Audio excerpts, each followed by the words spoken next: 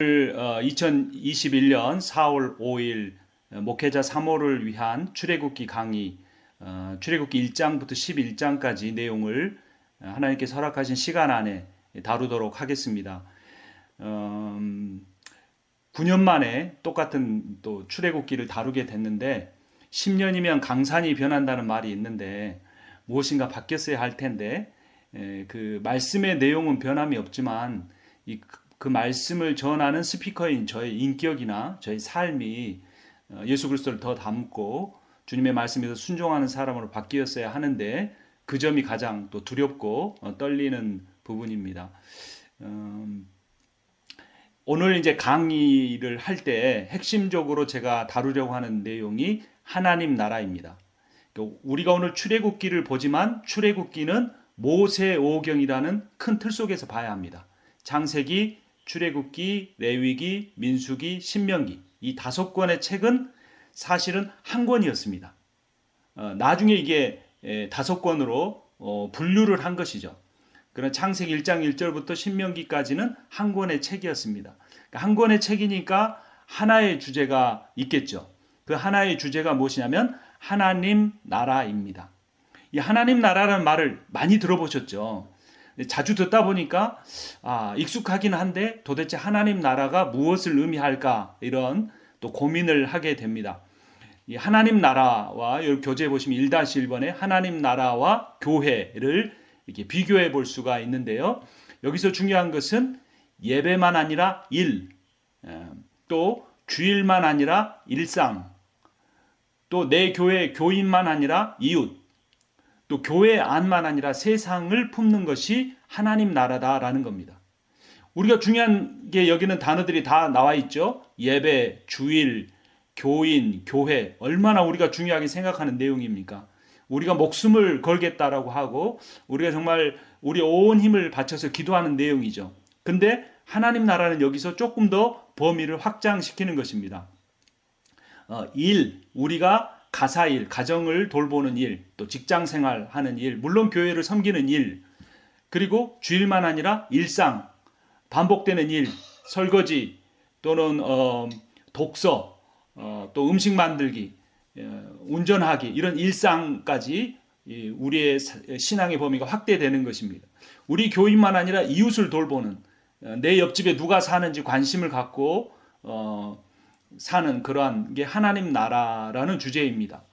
또 교회만 아니라 온 세상이 어떻게 되는가, 우리 교회가 어떻게 하면 부흥할까, 우리 교회가 어떻게 하면 성장할까 이것만이 아니고 이 세상이 어떻게 하면 하나님이 기뻐하시는 세상이 될 수 있을까로 관심을 갖는 것이 하나님 나라라는 겁니다.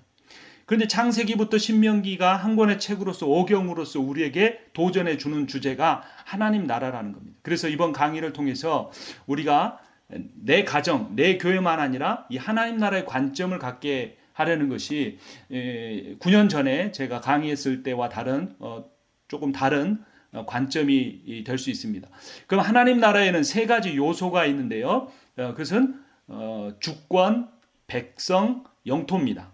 주권은 누구에게 있겠습니까? 왕이신 하나님께 있죠. 또 백성이라는 단어가 모세오경에서 특별하게 사용되는 표현이 있는데 씨라는 표현입니다. 씨. 이것도 뒤에 살펴보겠고요. 영토는 쉽게 말하면 땅입니다. 그래서 하나님이라는 왕이 자기 백성을 다스리는 영역, 그것이 하나님 나라의 개념이죠. 그러면 교회는 무엇인가? 사모님들이 남편이신 목사님과 함께 섬기고 있는 교회는 무엇이냐면 하나님 나라를 위한, 그러니까 하나님 나라를 섬기는 주님의 손과 발이다라는 겁니다. 우리 에베소서 1장 22절 말씀을 같이 읽겠습니다. 또 만물을 그의 발 아래에 복종하게 하시고 그를 만물 위의 교회의 머리로 라고 되어 있습니다. 그러니까 교회만 아니라 모든 만물이 예수 그리스도의 발 앞에 복종하는 겁니다. 그런데 예수께서 자신에게 복종한 그 만물, 온 우주, 우리가 살아가는 사회, 이웃, 일주일의 모든 삶을 무엇을 통해서? 교회를 통해서, 교회라는 손과 발을 통해서 섬기게 하신다는 겁니다. 그래서 교회는 머리 대신 예수 그리스도의 뜻에 순종해서 우리가 세상을 섬기는 존재가 교회다라는 겁니다. 그래서 교회를 이끌어가는 힘이 사람이 되거나 특별히 사람의 숫자 100명이 모인다, 200명이 모인다, 1000명이 모인다 이런 사람 숫자나 그 교회의 전통, 30년이 된 전통, 100년이 된 전통, 한국교회 처음 세워진 교회의 전통 이런 것이 아니라 그 교회의 예산 10만 불인가 50만 불인가 100만 불인가 이런 예산이 아니고 건물 크게 짓는 이 사이즈 또는 그 교회의 좋은 프로그램이 되지 않도록 해야 한다는 겁니다. 그러면 무엇이 교회를 이끌어가게 해야 하는가? 그것은 바로 하나님의 약속입니다. 이 하나님 나라의 핵심이 하나님의 약속이고 조금 어려운 말로 언약이다. 그 언약에 관한 신학이라고 해서 언약 신학이라고 말합니다. 좀 쉽게 이야기하면 하나님의 약속이 하나님의 주권적인 지혜와 능력으로 말미암아 하나님의 백성을 통해 온 우주에 종말에 완성될 것이다. 이것이 모세오경이 우리에게 주는 도전이고 또 성경 전체 신구약 성경 66권이 우리에게 주는 교훈이기도 합니다. 좀 자세히 살펴보면 누가라는 질문을 합니다. 누가? 하나님께서 그리스도인을 통해 무엇을? 하나님과 정의를 이걸 바꾸어 말하면요 구원이라고도 할 수 있습니다. 구원. 그런데 구원이라고 말하면 좀 추상적이 돼요. 구원이라고 말하면 왠지 종교적인 게 됩니다. 그런데 이 구원이라는 것을 풀어서 이야기한 뭐냐면 하나님의 사랑과 정의입니다. 그래서 이 세상에 교회를 통해서 하나님의 사랑이 보여지는 겁니다. 이 온 우주에 교회를 통해서 하나님의 정의가 세워져야 하는 겁니다. 이것이 구원의 또 다른 정의라고 할 수 있습니다. 그것이 어디에 이루어지는 겁니까? 우리가 살아가는 온 세상에, 특별히 우리가 살아가는 지역 사회에, 우리의 가정에 이루어져야 합니다. 어떻게 이루어지는가? 말씀과 기도를 통해서. 여기까지는 들었죠. 근데 이 말씀과 기도가 어디까지 나아가야 되냐면 순종을 통해서 하나님 나라가 이루어지는 겁니다.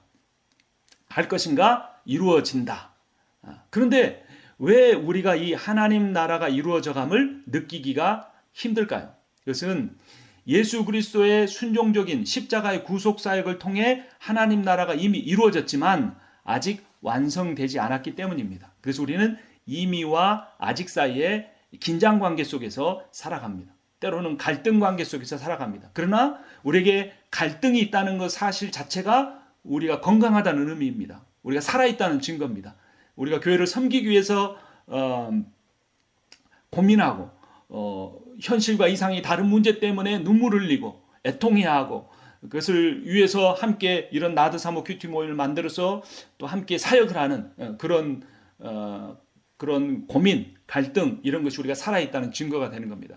자, 그 밑에 표를 보시면 모세오경의 주제 말씀드렸죠. 하나님 나라인데 그 하나님 나라가 하나님의 계획대로 이루어질 것이다 라고 하는 언약, 이게 모세오경의 주제인데 크게 이 언약이 세 부분으로 나눌 수 있습니다. 첫 번째 아브라함이나 이삭이나 야곱 같은 족장 언약, 두 번째는 이스라엘 백성이 애굽에서 나와서 시내산에서 맺은 언약, 세 번째는 이제 가나안 땅에 들어가기 직전에 모압 평야에서 맺은 언약, 이 세 가지인데요. 첫 번째 족장 언약에서는 주권자이신 왕이신 하나님이 강조됩니다. 그래서 하나님이 부르시죠. 노아를 불러서 방주를 짓게 하시고 아브라함을 불러서 갈대아 우르를 떠나 내가 너에게 지시할 땅으로 가라 라고 하나님의 콜링이 있는 거죠. 이게 창세기의 주 내용입니다. 그리고 시간적인 면에서 보면 이거는 과거입니다. 왜냐하면 모세오경을 쓴 저자가 모세이기 때문에 창세기의 내용은 적어도 400년 전의 과거의 내용이죠. 그리고 모세의 시점에서 현재가 시내산 언약입니다. 시내산 언약의 핵심은 백성입니다. 애굽에서 400년 동안 머물렀던 그 이유가 뭐냐면 거기서 수많은 백성으로 장정만 60만 명이나 되는 수많은 백성으로 번성하기 위해서였습니다. 그래서 그 백성을 만들어서 하나님이 언약식을 드디어 시내산에 사시는 거죠. 여기에 배경이 되는 책들이 출애굽기와 레위기와 민수기, 주로 광야에서 일어난 일입니다. 그리고 마지막 세 번째 모세오경의 언약은 모압 언약인데요. 여기서는 영토가 강조됩니다. 이제 요단강만 건너가면 모압 평지에서 요단강 건너편에 가나안 땅을 바라보고 두 번째 광야의 언약식을 하게 되죠. 이게 신명기의 내용입니다. 신명기도 물론 모세가 지었지만 모세가 그 가나안 땅에 들어갈 수 없다는 면에서는 미래적인 측면. 그래서 과거의 족장 언약, 현재의 시내산 언약, 또 미래의 땅을 바라보며 모압 언약을 이 세 가지 언약이 있는데 거기에 하나님 나라의 세 요소인 주권자이신 왕이신 하나님, 씨가 되는 백성, 영토로서의 땅이 각각 강조가 되고 있습니다. 자, 그러면 이제 출애굽기에 좀 포커스를 해보면 출애굽기는 백성을 강조합니다. 하나님의 백성을 중심으로 해서 하나님 나라의 주제인 백성, 주권, 영토가 다시 강조가 됩니다. 그러니까 백성이라는 포커스에서 출애굽기가 쓰여졌는데 그 백성에 포커스 된 상태에서 또 백성, 주권, 영토가 나온다는 거죠. 자, 그래서 출애굽기 1장 1절 말씀을 우리가 한 목소리로 읽겠습니다. 야곱과 함께 각각 자기 가족을 데리고 애굽에 이른 이스라엘 아들들의 이름은 이러하니. 자, 출애굽기의 책 제목은 뭘까요? 어리석은 질문이죠. 그런데 이 출애굽기는 후대의 70인경을 통해서 그것을 받아서 영어 성경이, 중국 성경이, 또 한국 성경이 지은 이름입니다. 원래 모세가 쓰인 당시의 책 제목은 그 책의 첫 문장의 첫 단어들로 이루어지는데요. 출애굽기의 첫 번째 절의 첫 단어는 어떻게 시작되냐면 페엘렛 쉐모트라는 겁니다. 이걸 직역하면 이것들은 이름들이다 라는 거죠. 출애굽기에서 강조하고자 하는 것은 이스라엘 백성이 애굽 땅에서 나왔다, 출애굽했다가 아닙니다. 원래 히브리어로 쓰여진 출애굽기가 강조하고자 하는 것은 그 애굽 땅에서 나온 사람들이 누구냐, 그들의 이름이 무엇이냐라는 겁니다. 그러면서 그 이름을 자세하게 풀어갑니다. 여러분, 이름은 존재를 의미하죠. 하나님은 사모님들의 이름을 기억하십니다. 세상 사람들은, 또 교인들은 이름을 기억하지 못할지 모르지만 하나님은 그 이름을 기억하고 계십니다. 하나님은 야곱의 70인의 그 가족들, 가나안 땅에서 애굽으로 들어간 그 가족들의 이름을 이제 출애굽기 1장 2절 이하에서 쭉 언급을 합니다. 그래서 출애굽기의 주제는 이 이름들이 의미하는 바, 백성이 강조되었다는 거죠. 하나님 나라의 세 요소 중에 백성.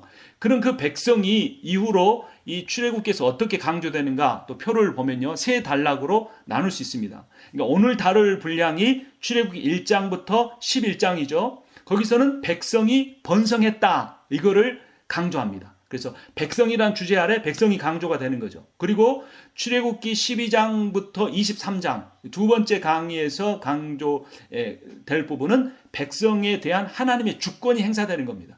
근데 하나님의 주권이 어떻게 백성들이 행사될 수 있는가? 율법을 통해서 됩니다. 그래서 하나님께서 이 말씀을 지켜라고 한 그 계명을 통해서 율법을 주신 하나님이 살아 계신다, 그분이 우리의 왕이시다는 사실을 이스라엘 백성들이 깨닫게 됩니다. 그래서 12장에서 23장의 내용은 하나님께서 애굽을 치셔서 이스라엘 백성을 애굽에서 나오게 하고 시내산으로 데리고 가서 하나님 율법을 그들에게 주신 다음에 그들과 언약식을 맺는 겁니다. 이거를 어떤 교수님은 혼인식으로 비유를 합니다. 신랑과 신부를 세워놓고 주례를 하는 거죠. 신랑 누구누구 군은 신부 누구누구 양을 평생 아내로 맞이하여 검은 머리가 팥불이 될 때까지 섬기고 사랑하겠습니까? 하면 네, 대답을 하는 거죠. 또 신부에게 동일한 질문을 하고 네라는 답을 받는 겁니다. 그래서 여기서 주례자가 누구냐? 모세입니다. 신랑은 하나님입니다. 신부는 이스라엘 백성입니다. 그래서 모세가 주례자가 돼서 하나님께 말씀을 받아서 이스라엘 백성에게 이스라엘 백성아, 너희들은 하나님만 섬기고 순종하며 살겠느냐? 네, 하고 대답합니다. 하나님 역시 그러한 고백을 짐승을 잡아 제물로 바치는 언약식을 통해서 대답을 하십니다. 이것이 출애굽기 12장부터 23장까지의 하나님 나라에서 주권에 대한 강조입니다. 세 번째 단락은 출애굽기 24장부터 40장인데요. 하나님 나라의 세 가지 요소 중에 백성이 나왔고 주권이 나왔으니까 뭐가 나왔습니까? 영토가 남아있죠. 근데 그 영토가 아직 가나안 땅에 들어가지 못했기 때문에 그 영토가 성막이라고 하는 상징적인 장소를 통해서 드러나게 됩니다. 모든 우주가 하나님이 다스리시는 곳이지만 특별히 이 성막이라고 하는 것에 하나님의 임재가 충만히 임하는 것이죠. 그래서 그 오른쪽에 성경 구절이 기록됐죠. 출애굽기 40장 34절 말씀 함께 같이 읽겠습니다. 구름이 회막에 덮이고 여호와의 영광이 성막에 충만하매. 38절 제가 읽습니다. 낮에는 여호와의 구름이 성막 위에 있고 밤에는 불이 그 구름 가운데 있음을 이스라엘 온 족속이 그 모든 행진하는 길에서 그들의 눈으로 보았더라. 그래서 이 성막에는 하나님의 영토다. 완전한 하나님의 통치가 임한 곳. 하나님의 임재와 거룩이 가득한 곳. 그래서 이스라엘 백성을 이끌고 가는 것으로 표현이 됩니다. 그래서 모세오경 전체가 주권과 백성과 영토에 대해서 이야기하지만 출애굽기가 다시 주권과 백성과 영토에 대해서 이야기를 하고 있다라는 것이고요. 그래서 오늘 출애굽기 1장부터 11장까지에서는 이 백성이 어떻게 번성했는가, 그 백성의 번성이 우리에게 어떤 의미를 갖는가라는 것입니다. 자, 2번을 보시면 표 밑에 하나님 나라의 백성이 어디에서 나왔는가라는 질문에 대해서 출애굽기 1장 5절이 이렇게 답을 합니다. 우리 1장 5절 말씀 같이 읽겠습니다. 야곱의 허리에서 나온 사람이 모두 70이요 요셉은 애굽에 있었더라. 수많은 하나님의 백성들이 어디에서 나왔는가라는 질문에 대해서 답을 합니다. 어디서 나왔습니까? 야곱의 허리에서 나왔다라는 겁니다. 이 야곱의 허리가 무엇을 의미할까요? 야복강에서 야곱이 하나님과 씨름을 했습니다. 창세기 32장 2절에 보면 자기가 야곱을 이기지 못함을 보고 그가 야곱의 허벅지 관절을 치매 야곱의 허벅지 관절이 그 사람과 씨름할 때 어긋났더라. 28절 보면 그가 이르되 내 이름을 다시는 야곱이라 부를 것이 아니요 이스라엘이라 부를 것이니 이는 내가 하나님과 및 사람들로 겨루어 이겼음이니라 라고 합니다. 이 허벅지 관절이라고 하는 창세기 32장 2절의 단어가 히브리어로 예르크입니다. 근데 출애굽기 1장 5절에 야곱의 허리라고 할 때 이 허리라는 단어가 히브리어로 역시 예레크입니다. 물론 창세기 32장의 그 문맥에서 이미 야곱은 아들들을 다 낳아버렸죠. 하지만 상징적 의미에서 허벅지 관절은 그 생식기를 보호하는 그 골격을 의미하는데 그것이 무너졌다는 것은 이 족장으로서의 권위, 생식의 능력 모든 것을 상실했다는 건데 성경은 굳이 그 단어 하나님과 씨름에서 골절되어 버린 부러져 버린 허벅지 관절에서 이스라엘의 70인이 나왔고 거기에서 허다한 이스라엘 백성이 나왔다라고 강조하고 있습니다. 그러면서 이 야곱이 허벅지 관절이 무너지는 그때 야곱의 이름이 이스라엘로 바뀌어지는 겁니다. 야곱이라는 이름은 아주 비열한 의미를 갖고 있죠. 발뒤꿈치 잡는 자라는 의미입니다.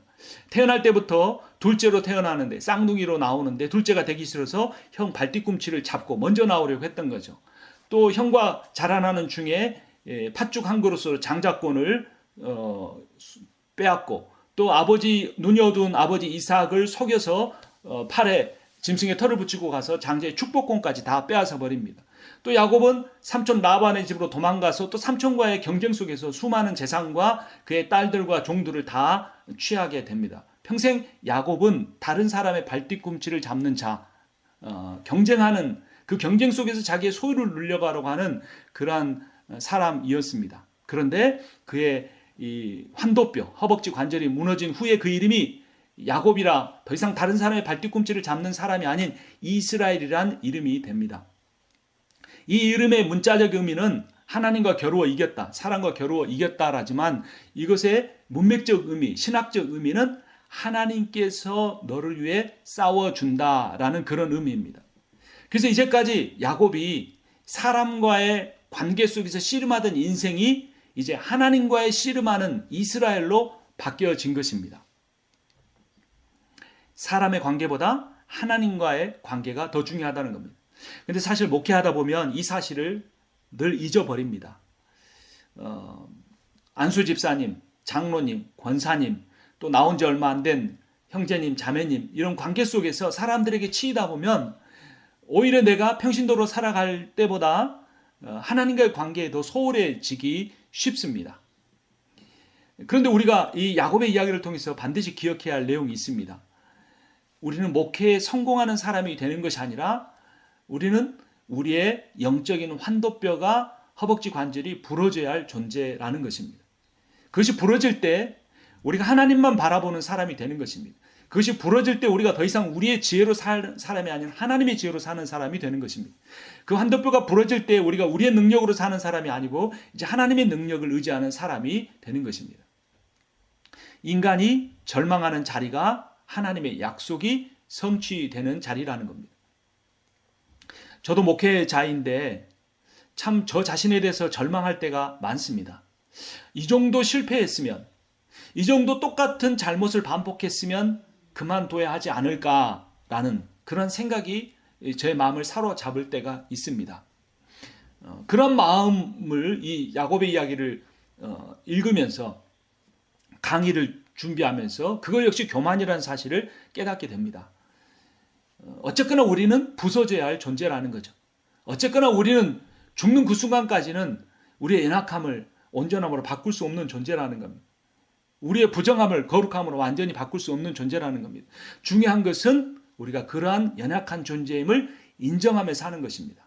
근데 놀라운 것은 우리가 그렇게 우리의 연약함을 인정할 때 하나님께서 그 무너져버린 자리, 그 절망의 자리, 내가 수많은 눈물을 쏟았던 그 자리에서, 그 허리에서 나온 사람이 70인일 뿐만 아니라 그 70인이 장정만 60만, 전 백성을 하면 200만이나 되는 그러한 백성으로 번성하게 된다는 겁니다. 그리고 그것이 결국 하나님의 약속이었다는 겁니다. 그 약속이 성취되는 자리는 바로 인간이 절망하는 자리입니다.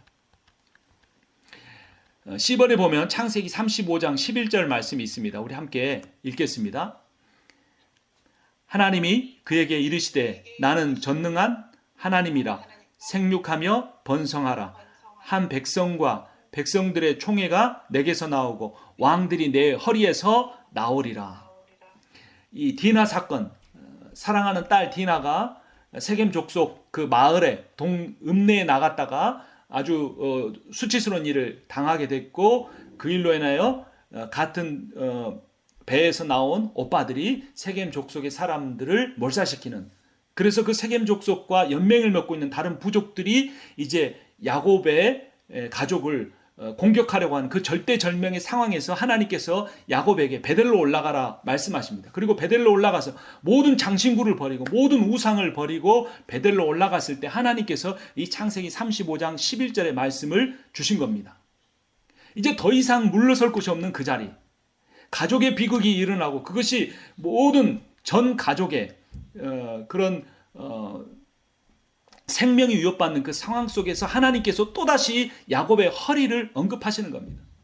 이 야곱의 부러져 버리는 허리는 수치스러움의 상징입니다. 숨기고 싶은 일입니다. 그런데 모든 가족들이 자기가 족장으로서 그들의 생명을 보존할 수 없는 그 자리에서, 그 상황 속에서 하나님은 너의 그 부러진 그 허리에서 수많은 백성들의 총회가 나오고 왕들이 나올 것이라고 말씀한 겁니다.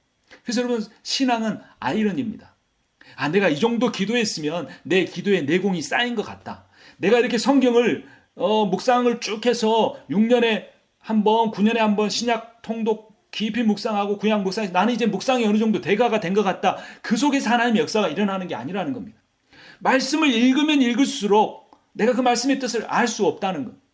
내가 말씀을 깨닫기는 많이 하는데 그 말씀대로 살지 못하는 이중성 속에서 절망할 때 너의 그 절망의 자리에서 하나님의 언약이 이루어진다는 겁니다. 하나님이 나를 사모로 부르셨으면 그 이렇게 인격이 어그러진 사람들을 품을 수 있어야 되는데 1년은 참을 수 있고 3년은 참을 수 있는데 10년까지 내가 변화되지 않은 사람을 언제까지 참아야 합니까? 나는 더 이상 사모의 역할을 감당할 수 없습니다라고 포기하고 싶은 그 절망의 그 자리에서 하나님이 나를 사모로 처음 부르셨을 때 하셨던 그 약속을 하나님이 이루어 주신다는 겁니다. 그러니까 기독교인에게는 절망이 곧 소망이 되고 인간적인 소망은 절망이 될 수밖에 없는 것입니다. 3번으로 가면 또 다른 질문이 하나가 나옵니다. 이 하나님의 백성이 만들어진 근거가 어디서 시작되었는가인데요. 그 아까 말씀드린 야곱의 허리에서 나온 70명, 그 70명이 이룬 그 수많은 사람들을 출애굽기 1장 7절에서 이렇게 묘사합니다. 출애굽기 1장 7절 말씀 함께 읽겠습니다. 이스라엘 자손은 생육하고 불어나 번성하고 매우 강하여 온 땅에 가득하게 되었더라. 이 생육하고 불어났다, 번성했다라는 표현은 우리가 어디선가 본 것 같지 않습니까? 거기 3-1번에 보면 아담 언약이 있죠. 창세기 1장 28절 제가 읽겠습니다.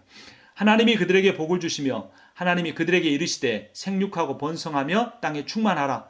땅을 정복하라. 바다의 물고기와 하늘의 새와 땅에 움직이는 모든 생물을 다스리라 하시니라. 여기 생육하다, 번성하다 똑같은 단어가 사용이 됐습니다. 또 노아의 언약에서도 창세기 9장 1절에 사용됩니다. 하나님이 노아와 그 아들들에게 복을 주시며 그들에게 이르시되 생육하고 번성하여 땅에 충만하라. 창세기 48장 4절에 야곱 언약에서도 이렇게 나옵니다. 내게 이르시되 내가 너로 생육하고 번성하게 하여 내게서 많은 백성이 나게 하고 내가 이 땅을 내 후손에게 주어 영원한 소유가 되게 하리라 하셨느니라. 하나님이 3번씩이나 강조해서 반복해서 하신 언약이 성취되었다는, 단순히 그들이 숫자가 많아졌다는 게 아니라는 겁니다. 이 생육하다 번성했다는 단어를 사용한 것은 숫자가 많아졌다가 아니라 하나님의 약속이 이루어졌다라는 겁니다. 우리의 교인이 몇 명이 되었느냐, 이게 중요한 것이 아니고 하나님의 뜻을 따라 부응했느냐, 이것이 중요한 거죠.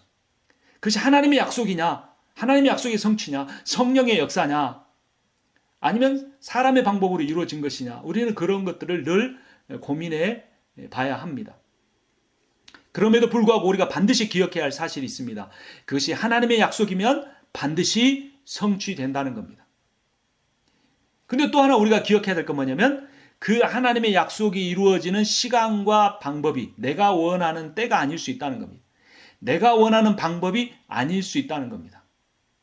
이 고집을 내려놓느냐, 얼마나 빨리 내려놓느냐가 매우 중요합니다. 그리고 또 하나 중요한 사실은 그 시간이 얼마나 오래 걸릴지 알지 못한다는 겁니다. 그래서 신앙생활에서 가장 중요하면서 가장 어려운 것, 기다림입니다. 언제까지 기다려야 할까요? 아까 제가 강의를 9년 전에 했다 그랬죠. 9년이 훌쩍 지나가 버렸는데 앞으로 또 9년, 10년이 훌쩍 지나가 버릴 텐데 하나님이 저에게 해주신 약속은 언제 이루어질까요? 지금 형편을 보면 하나님의 약속이 이루어지기는커녕 이전보다 더 힘들어지는 것 같아요. 이런 절망스러운 마음이 우리 안에 들 수 있습니다. 그러나 우리는 철저히 우리의 시간을 잊어버릴 때, 우리가 철저히 하나님 이런 방법으로 해주세요라고 했던 그 방법을 잊어버릴 때, 우리가 하나님만 전적으로 신뢰하고 기다릴 때에 하나님이 아무리 시간이 오래 걸려도 가장 적합한 그때에 하나님이 원하시는 방법대로 그 약속을 이루실 겁니다.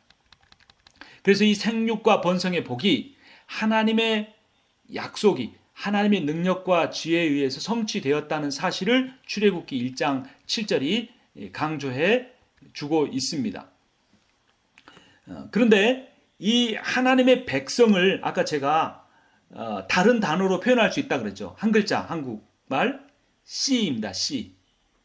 사람을 씨라고 표현하니까 좀 이상하죠. 보통 식물을 씨, 복숭아 씨, 사과 씨 그러는데 사람을 씨라고 표현하는데 그럴 수밖에 없는 게 히브리어로 이 단어가 째라라고 하는 독특한 단어입니다. 이 째라. 그래서 이 출애굽기 1장 7절에 생육하고 번성한 그 사람들은 그냥 사람이 아니라 째라입니다. 째라. 이 째라라는 단어가 구약 성경에서 모세오경에서 처음 사용된 것이 창세기 3장 15절입니다. 창세기 3장 15절 말씀 읽습니다.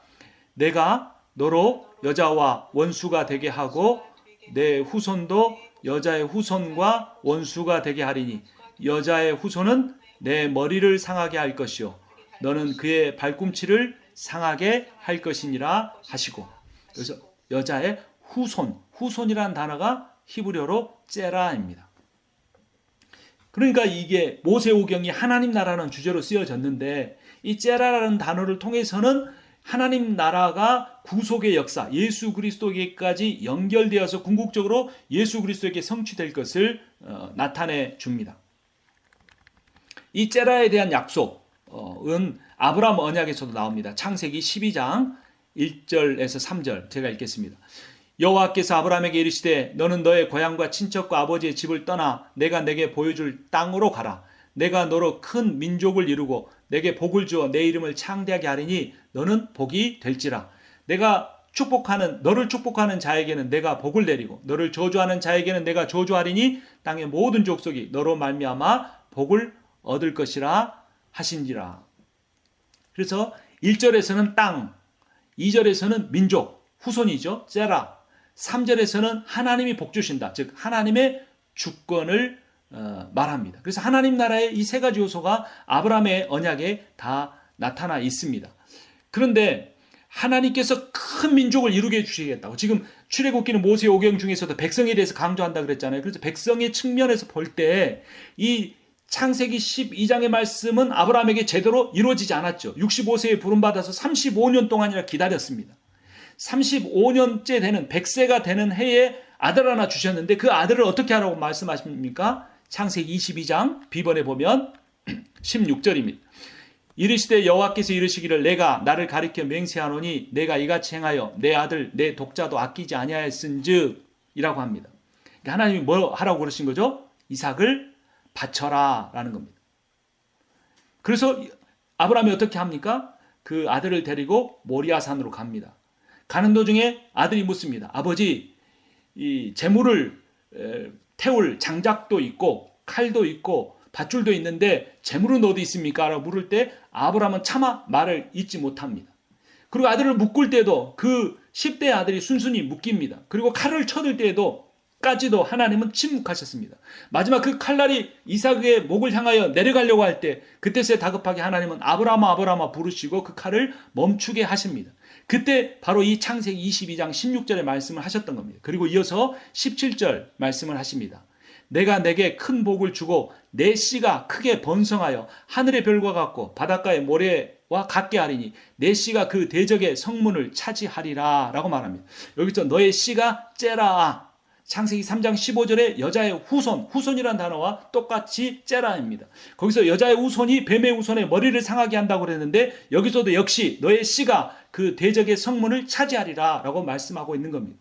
하나님 나라와 하나님 나라를 대적하는 사단의 나라와 싸움에서 그 싸움을 이기게 하는 존재가 너의 씨인데 그 씨가 창세기 3장 15절은 예수 그리스도를 가리키는데 예수 그리스도가 어느 날 갑자기 하늘에서 뚝 떨어지는 것이 아니라 이 모세오경에서는 하나님 나라를 이어가는 이 족장의 후손들이 그 째라의 혈통을 이어간다. 그 째라의 믿음을 이어간다라는 겁니다. 그래서 그 씨로 말미암아 어떤 일이 일어납니까?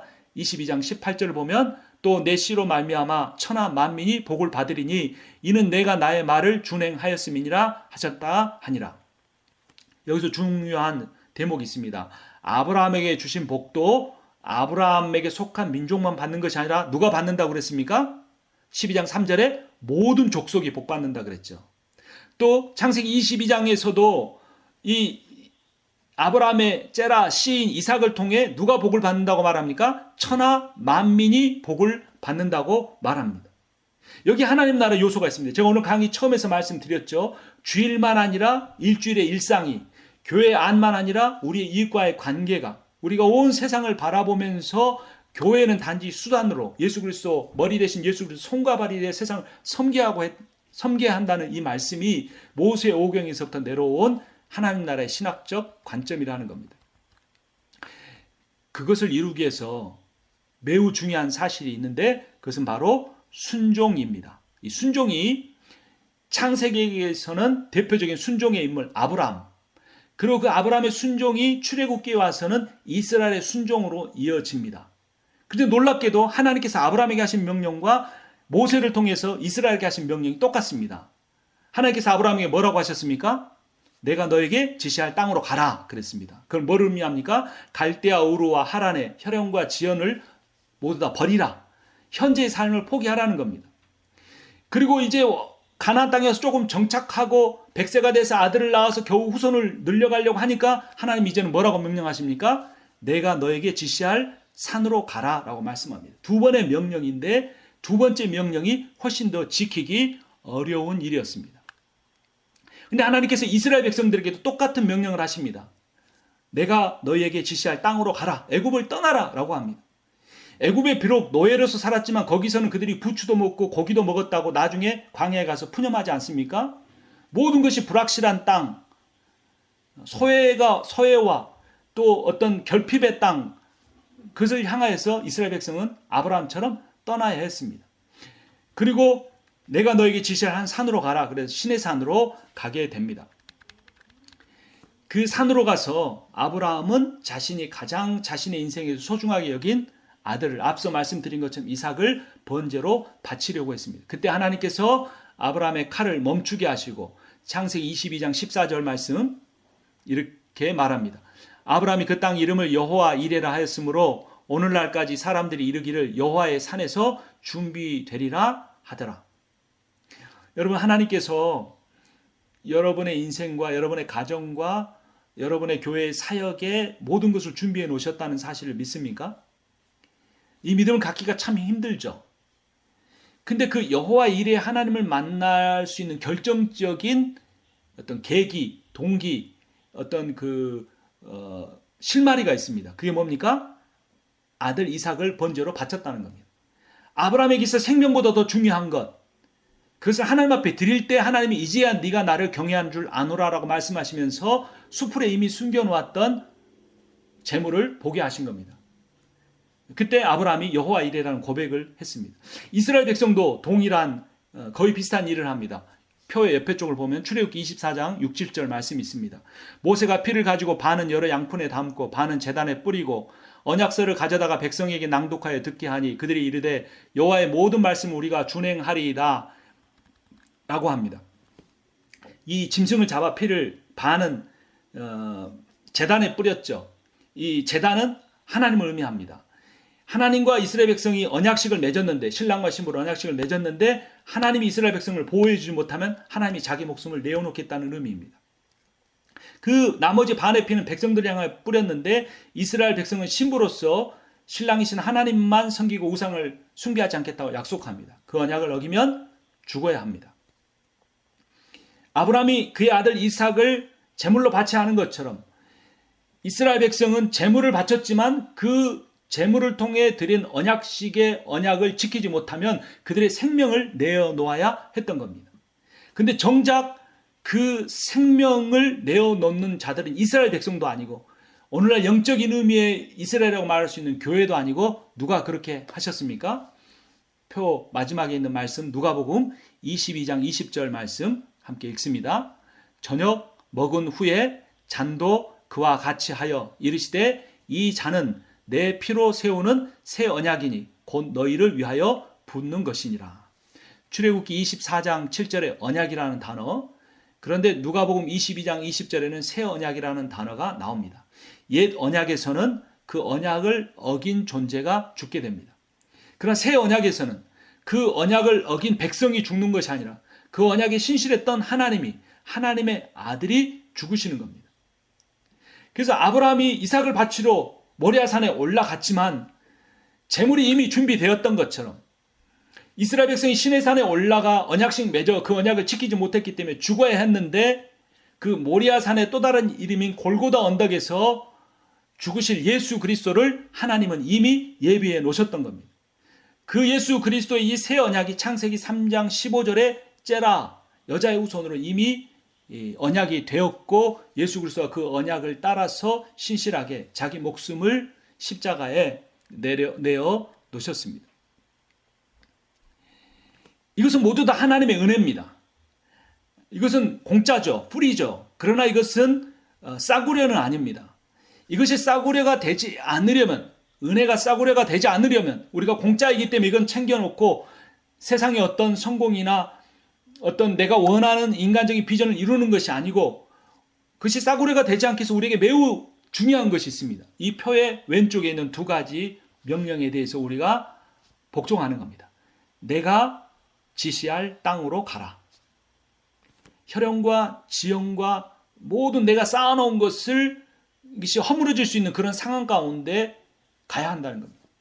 또 내가 너에게 지시할 산으로 가라. 여기는 그냥 혈연 지형만 아니라 자기 인생에서 가장 중요한 생명, 자기 생명 아니면 자기 생명보다 더 중요한 것을 내어놓을 수 있는 곳으로 내어놓아야만 하는 그런 자리로 나아가야 한다는 겁니다.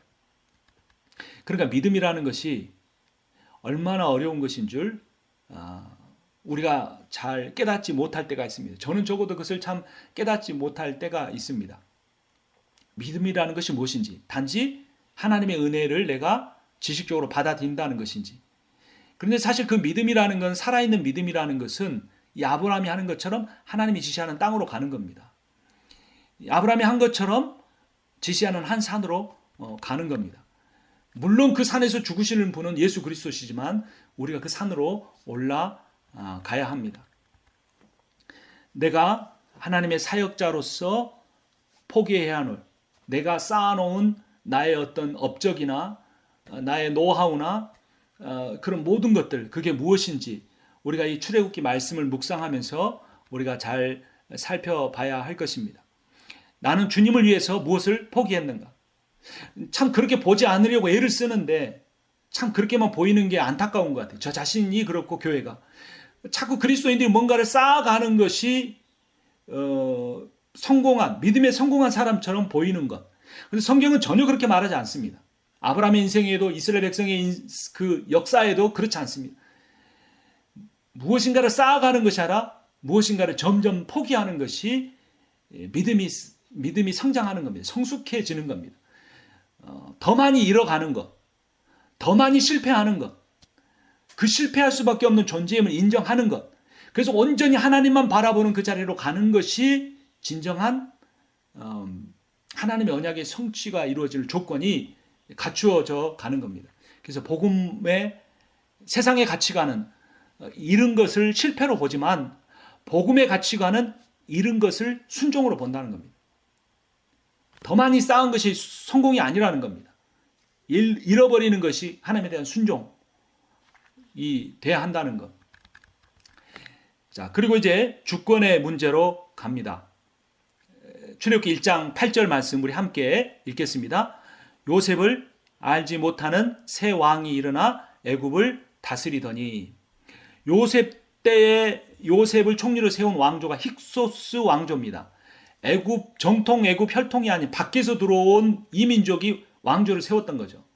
400여 년이 지나서 모세 때에, 여기 출애굽기 1장 8절에서 말하는 새 왕은 애굽 18왕조입니다. 애굽 원주민 왕족이 다시 왕권을, 권력을 쟁취했습니다. 요셉을 아는 왕, 400년 전의 왕은 하나님을 경외하던 왕이었습니다. 세 번역으로 창세기 41장 38절을 보면 바로가 신하들에게 말하였다. 하나님의 영이 함께하는 사람을 이 사람 말고 어디에서 또 찾을 수 있겠느냐. 바로가 또 요셉에게 말하였다. 내가 너를 온 이집트 땅의 총리로 세운다 합니다. 그러니까 하나님이 인정하는 왕이었죠. 근데 이 출애굽기 1장 8절의 왕은 요셉을 모르는 왕, 오히려 하나님의 백성을 공격함으로써 하나님께 도전하는 왕입니다. 그래서 이 바로라는 이름이 자주 등장을 하는데요. 신약의 헤롯이 한 사람이 아니고 여러 사람이듯이 이 출애굽기의 바로도 한 사람이 아닌 여러 사람입니다. 그래서 모세가 태어나기 직전에 이 이스라엘의 아이들을 나일강에 다 버려라 라고 말했던 바로라는 말이 왕이라는 뜻입니다. 그러니까 고유명사가 아니고 일반 명사죠. 그 바로가 누구냐면 투투모스 1세입니다. 그래서 투투모스 뭐 이런 이름이 여러 사람이 나오니까 하셋수트 공주를 기준으로 보면 되는데 투투모스 1세는 하셋수트 공주의 아버지입니다. 그리고 이제 모세가 자라날 때 애굽 왕은 누구냐면 투투모스 2세인데 이 사람은 하셋수트 공주가 왕비가 되었을 때 남편이 된 사람입니다. 그리고 모세가 미디안으로 도망갈 때의 왕은 누구냐면 투투모스 3세입니다. 이 투투모스 3세는 하셋수트 왕비의 이복 아들이에요. 그러니까 투투모스 2세가 궁녀 사이에 낳은 아들인 거죠. 그리고 마지막으로 모세가 출애굽할 때 이제 10가지 재앙으로 싸웠던 왕이 누구냐? 아멘호텝 2세. 그러니까 이 출애굽기 그 짧은 이야기 안에 이 4명의 바로가 등장을 합니다. 이 출애굽 연대는 거기에 제가 내용을 적어놨는데 시간이 없어서 계산하는 방법은 생략하고 열왕기상 6장 1절을 기준으로 보면 예수님 오시기 전에 1446년 전 경이라는 사실을 알 수 있습니다. 자, 그런데 오늘은 특별히 이 사모님들을 위한 출애굽기 강의인데요. 제가 의도적으로 그런 거는 아닌데 출애굽기 내용을 보니까 이건 완전히 여성들의 이야기예요. 남성들이 주도적이고 긍정적인 역할을 하지 못하고 모든 이 출애굽기 역사를 만들어낸 사람들이 여성이라는 것을 알 수 있습니다. 출애굽기 1장 15절 말씀을 읽겠습니다. 한편 이게 세 번역인 것 같아요. 제가 읽겠습니다. 한편 이집트 왕은 시브라와 부하라고 하는 히브리 산파들에게 이렇게 말하였다. 너희는 히브리 여인이 아이 낳는 것을 도와줄 때 잘 살펴서 낳은 아기가 아들이거든 죽이고 딸이거든 살려두어라. 그러나 산파들은 하나님을 두려워하였으므로 이집트 왕이 그들에게 명령한 대로 하지 않고 남자아이들을 살려두었다. 여러분, 하나님의 백성이 여기까지 오는데 얼마나 힘들었습니까? 아브라함이 100세 때 아들 하나 얻었죠. 이삭도 죽을 거 겨우 살렸죠. 그 70명이 세겜 족속에 의해서 몰살당할 상황이었는데 애굽 땅에 왔죠. 그래서 이렇게 번성했는데 만약에 산파들이 바로의 말에 순종하고 하나님 경외하지 않았더라면 하나님 나라의 역사는 끝나버리는 겁니다. 근데 그 하나님 나라의 위대한 그 약속이 성취되게끔 한 여인들이 누구냐면, 그 사람들이 누구냐면 산파라는 여인들이었다는 겁니다. 하나님을 두려워하는 여인들로 말미암아 출애굽기 역사는 시작될 수가 있었습니다. 산파라는 일이 그렇게 아주 위대한 직업은 아닌 겁니다. 어떻게 보면 우리가 어떤 작은 교회든 큰 교회든 사모로서 섬긴다는 일, 잘 표도 나지 않고 드러나지 않고 또 그 보이지 않는 곳에 온갖 예를 써야 하는 그런 상황 가운데 있는데, 하나님은 출애굽의 대역사를 홍해를 가르거나 10가지 재앙 같은 그런 스펙터클한 그런 장면 속에서 찾는 것이 아니라 이 산파들의 하나님의 경외함 속에서 찾았다는 겁니다. 하나님을 두려워했기 때문에 그 위대한 피라미드를 세운 그 고대 제국의 막강한 권력을 가진 신격화되고 숭배되었던 그 파라오의 그 명령보다도 하나님을 더 두려워했기 때문에 그들은 그 히브리 여인들의 아들들을 죽이지 않았습니다. 그리고 출애굽기 2장 1절로 갑니다. 출애굽기 2장 1절 말씀 제가 읽겠습니다. 레위 가족 중 한 사람이 가서 레위 여자에게 장가들어 그 여자가 임신하여 아들을 낳으니 그가 잘생긴 것을 보고 석 달 동안 그를 숨겼으나, 이제 산파들에게 아들을 낳으면 죽이라고 하는데 안 하니까 어떻게 합니까? 이제 아들이 태어나면 나일강에 던져라. 만약에 아들을 키우다가 적발되면 그 가족 전체가 몰살을 당할 수도 있었습니다. 그러니까 상당히 많은 사람들이 아들이 태어나면 나일강에 던졌었을 겁니다. 그런데 레위 가족 중 한 사람, 레위 여자는 그렇게 하지 않았습니다. 그리고 3절에 보면 더 숨길 수 없게 되자 갈대 상자에 담아서 떠나 보냅니다. 근데 이 여인이 요게벳이잖아요. 이 요게벳이 이 모세를 버리지 않은 이유가 있습니다. 2절에서 뭐 때문이라고 그렇습니까? 아들을 낳고 봤는데 그가 어떻게 생겼다? 잘생겼다라고 말합니다. 이거 외모 지상주의 아니냐 오해하시면 안 됩니다. 히브리어 보면 키 토브 후라고, 키는 because 왜냐하면 토브 good, who he is 이런 말입니다. because he is good 이라고 직역할 수 있는데 여기서 사용된 토브라는 단어가 매우 중요합니다. 이 토브라는 단어는 하나님께서 천지 만물을 지으실 때마다 보시기에 좋았더라. 그리고 마지막 인간 창조를 6일째 마치시고 보시기에 심히 좋았더라. 토브 메오드라고 하는 그 감탄사인 겁니다. 그러니까 여기서는 모양이 어떤 요즘 아이돌처럼 성형 잘한 사람처럼 그런 식으로 잘생겼다는 것이 아니라 하나님 보시기에 걸작품으로서 아름다웠다는 거죠. 우리들은 다 내가 나이기 때문에 소중한 겁니다, 여러분. 여러분의 사모님들이 섬기시는 각각의 교회는 그 교회이기 때문에 그 교회가 하나님 보시기에 키 토브 후예요. 하나님 보시기에 좋은 거예요. 이 창조적 관점에서는 비교가 없습니다. 창조적인 관점에서는 이 경쟁이 없습니다. 이 토브가 창세기에서는 창조적 관점에 사용됐지만 이 토브라는 단어가 출애굽기에서는 구원의 관점에 사용되지 않습니까? 죽을 아들을 이 나일강의 이 방주에 띄어서 보내서 살아나게 만드니까 이게 구속적 관점에서도 이 잘생겼다, 아름답다, 멋지다, 당신은 가치 있다라는 것 결코 경쟁이나 비교가 아닙니다. 사모님 그 자체이기 때문에 뭐 어떤 사모님은 피아노를 잘 칠 수도 있고, 어떤 사모님은 음식을 잘할 수도 있고, 어떤 사모님은 기도를 잘할 수도 있고, 어떤 사모님은 사람들 이름을 잘 기억할 수도 있고, 어떤 사모님은 묵상을 잘할 수도 있고, 어떤 사모님은 뭐 다 다를 수가 있는데, 하나님이 사모님 한 분 한 분에게 주신 각자의 다른 은사와 다른 모습을 보실 때마다 하나님은 키토브후라고 말씀한 겁니다. 너무나 너는 너이기 때문에 존귀해서 내가 버릴 수가 없다. 세상에 어떤 강력한 권세자가 너를 저 나의 강에 던져버리라고 해도 나는 너를 던져버릴 수가 없다라고 하나님이 말씀하시는 겁니다. 그래서 스바냐 3장 17절에 너의 하나님 여호와가 너의 가운데 계시니 그는 구원을 베푸실 전능자시라. 그가 너로 말미암아 기쁨을 이기지 못하시며 너를 잠잠히 사랑하시며 너로 말미암아 즐거이 부르며 기뻐하시리라 하리라.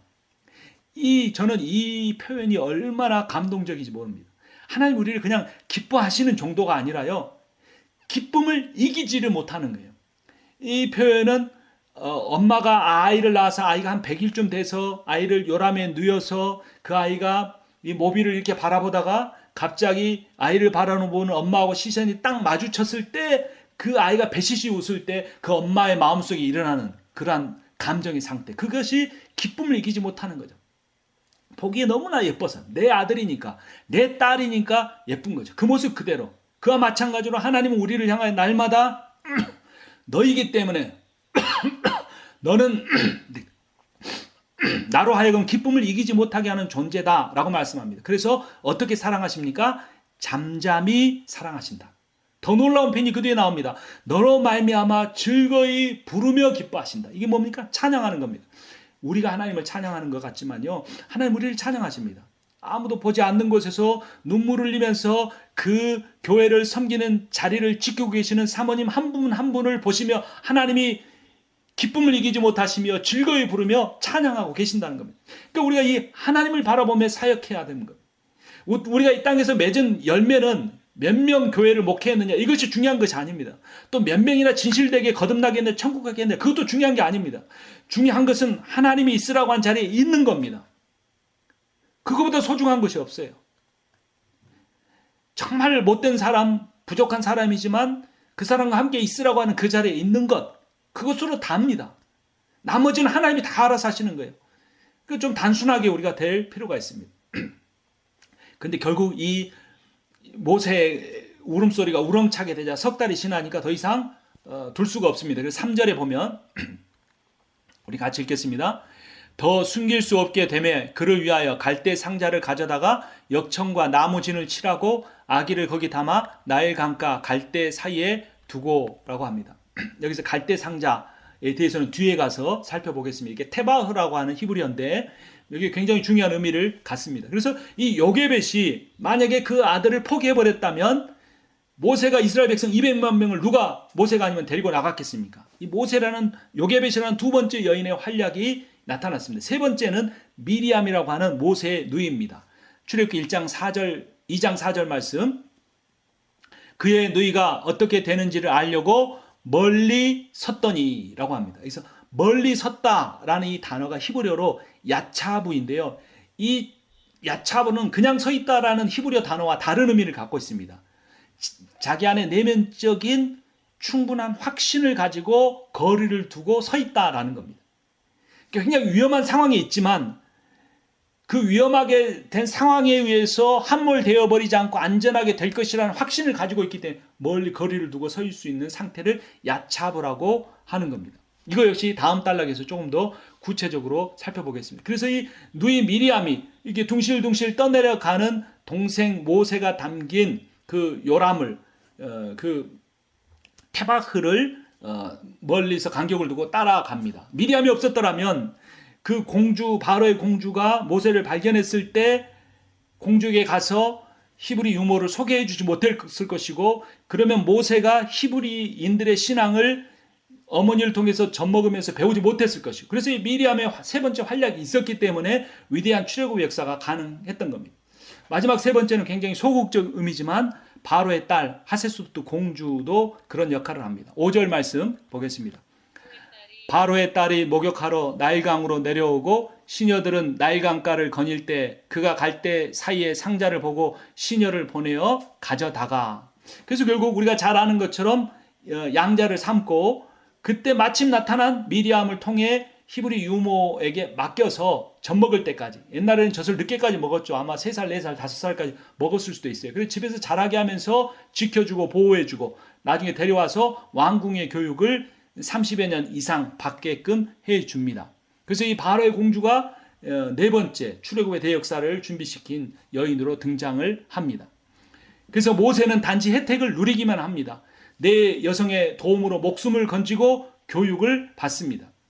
모세는 나중에 어떻게 합니까? 남성적 혈기로 인해서 버림받아 버리죠. 그래서 이 4명의 여인이 만들어 놓은 그 모든 것을 다 허물어 버릴 뻔했으나 하나님이 그에게 은혜를 베풀어서 호렙산에 사실 그를 불러준 겁니다. 그리고 보면 이 기원전 이 1500년 전에 남성 가부장적 족장 중심적 사회에서 이 여인들을 출애굽의 주역으로 그리고 있다는 건 정말 놀라운 사실입니다. 여성에 대한 관점이 달라져야 하는 겁니다.